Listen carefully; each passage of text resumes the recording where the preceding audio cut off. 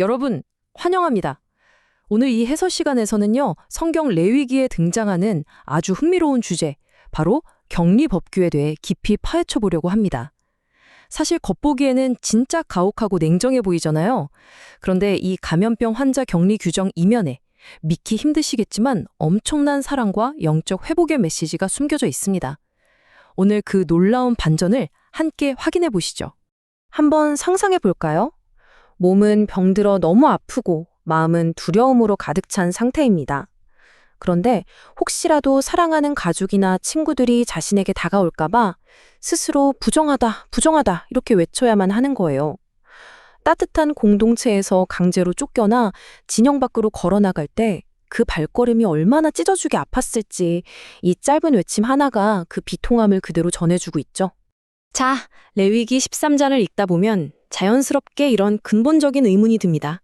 아니, 하나님은 사랑이시라면서 왜 하필 병든 사람을 더 외롭고 비참하게 만드시는 걸까? 당연한 질문이죠. 환자 입장에서는 사랑의 신에게 철저히 배신당한 것 같은 느낌이 들 테니까요.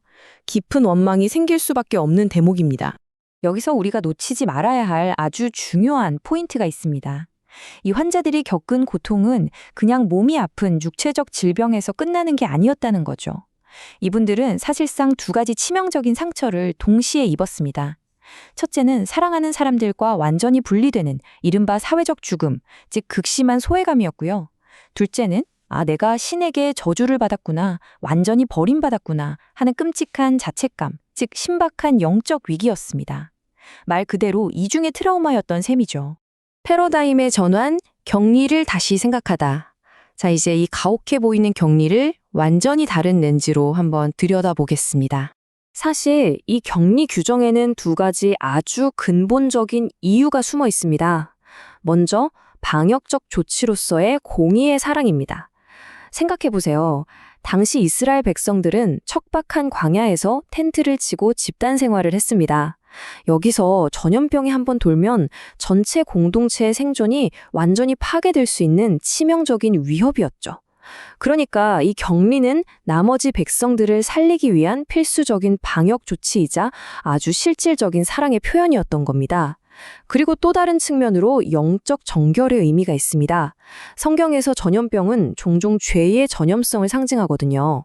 눈에 보이는 질병을 철저히 격리하는 과정을 통해서 우리가 죄로부터 어떻게 분리되어야 하는지를 시각적으로 아주 생생하게 교육하고자 했던 깊은 뜻이 담겨 있습니다. 회복을 위한 하나님의 계획, 여기서 정말 중요한 사실은요, 이 격리가 영원히 내쫓는 영구적 퇴출이 결코 아니었다는 겁니다. 회복의 과정을 보면 이렇게 명확한 단계들이 있습니다. 격리, 치유, 정결 예시, 그리고 공동체 복귀. 레위기 14장에 아주 세밀하게 기록된 이 절차들이야말로 격리가 끝을 의미하는 게 아니라는 걸 완벽하게 증명해 줍니다. 병이 나았을 때 거치는 이 정결 예식은 아주 강력한 메시지를 던지고 있어요. 너는 영원히 버려진 존재가 아니라 우리 공동체에 반드시 다시 돌아와야만 하는 정말 소중한 일원이다. 바로 이 약속이 이 단계들 속에 아주 깊이 새겨져 있는 겁니다. 궁극적인 위로와 그리스도의 어루만지심. 이 오래된 구약의 격리 법규가 신약으로 넘어오면서 어떻게 완성되는지 볼까요? 마태복음 8장 3절을 보면 이렇게 기록되어 있습니다. 예수께서 손을 내밀어 그에게 대시며, 여러분 이게 당시 사회적 통념으로는 진짜 상상조차 할 수 없는 파격 그 자체였습니다. 엄격하게 격리되어야 마땅한 아무도 다가가지 않는 환자에게 직접 손을 대신 거예요. 이 문헌이 우리에게 전해주는 핵심은 명확합니다. 신은 고립된 사람을 멀리서 팔짱 끼고 지켜만 보는 분이 아니라는 거죠. 가장 오염되고 가장 아픈 그 공간 한가운데로 직접 걸어 들어오셔서 우리의 고통을 함께 나누신다는 것, 이 놀라운 공감의 철학을 생생하게 보여주고 있습니다. 이런 깊은 사상을 바탕으로 과거 청교도들은 고난을 아주 독특한 시각으로 바라봤습니다. 그들은 질병이나 격리 때문에 찾아오는 이 춥고 외로운 계절을 결코 저주라고 생각하지 않았어요. 오히려 세상의 그 복잡하고 시끄러운 소음들에서 완전히 벗어나서 조용히 내면을 들여다보고 신의 음성에 귀를 기울일 수 있는 일종의 지정된 시간으로 이해했습니다. 철저히 혼자가 된 그 고립의 시간을 창조주와 깊은 친밀함을 쌓아가는 거룩한 은혜의 수단으로 완전히 뒤바꾸어 버린 거죠. 정말 놀라운 발상의 전환 아닌가요? 우리 각자의 외로운 들판을 마주하며. 그렇다면 이 수천 년 전 고대의 지혜가 오늘날 바쁘게 살아가는 우리에게는 어떤 통찰을 줄 수 있을까요? 우리가 살면서 예기치 않게 겪게 되는 다양한 형태의 고난들 혹은 깊은 정서적인 격리 속에서 이 텍스트는 우리에게 세 가지 명확한 길을 제시합니다. 첫째, 아무리 내가 지금 혼자인 것 같고 외로운 상황일지라도 나를 보호하고 살리시려는 그 선한 섭리를 절대 의심하지 말라는 겁니다. 둘째, 내 잘못인가? 하고 스스로를 탓하기보다는 나의 회복을 간절히 바라는 공동체의 따뜻한 기도에 기대는 태도가 필요합니다.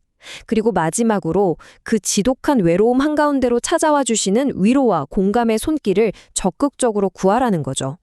여러분, 혹시 지금 견딜 수 없이 춥고 외로운 들판 한가운데 덩그러니 서 계신 것 같으신가요?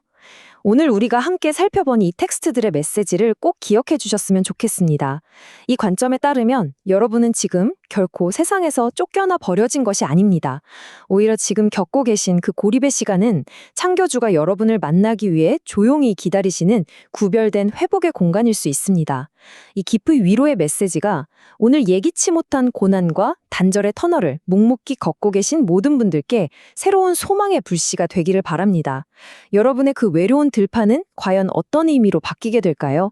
끝까지 함께 해주셔서 감사합니다.